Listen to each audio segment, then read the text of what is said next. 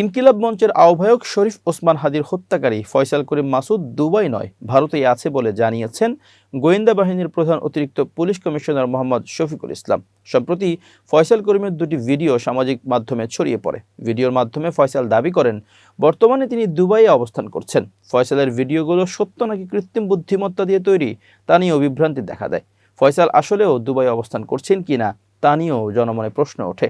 এ বিষয়ে সাংবাদিকরা ডিবি প্রধানকে প্রশ্ন করলে তিনি বলেন, ভিডিও বার্তাটি সঠিক, তবে তার অবস্থান দুবাই নয়। আমরা তদন্তে পেয়েছি তিনি ভারতে আছেন।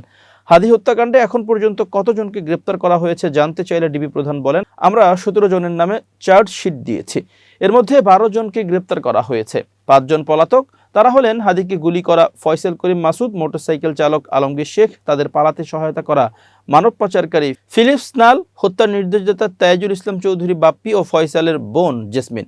তিনি বলেন, এখন পর্যন্ত তদন্তে পাওয়া গেছে হাদি হত্যার নির্দেশদাতা ও পরিকল্পনাকারী পল্লবীর সাবেক ওয়ার্ড কাউন্সিলর তাইজুল ইসলাম চৌধুরী বাপ্পি।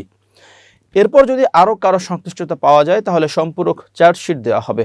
এর আগে গত 12 ডিসেম্বর দুপুরে রাজধানীর পল্টনের বিজয়নগর এলাকায় মোটরসাইকেলে এসে 2 যুবক শরীফ ওসমান হাদিকে মাথায় গুলি করে পালিয়ে যায়। পরে ওসমান হাদিকে ঢাকা মেডিকেল কলেজ হাসপাতালে নেওয়া হয়।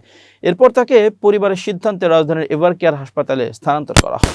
সেখানেই সিসিইউতে চিকিৎসাধীন ছিলেন ওসমান হাদি। পরে উন্নত চিকিৎসার জন্য তাকে 15 ডিসেম্বর সিঙ্গাপুরে নেওয়া হয়। সেখানে চিকিৎসাধীন অবস্থায় 18 ডিসেম্বর তার মৃত্যু হয়।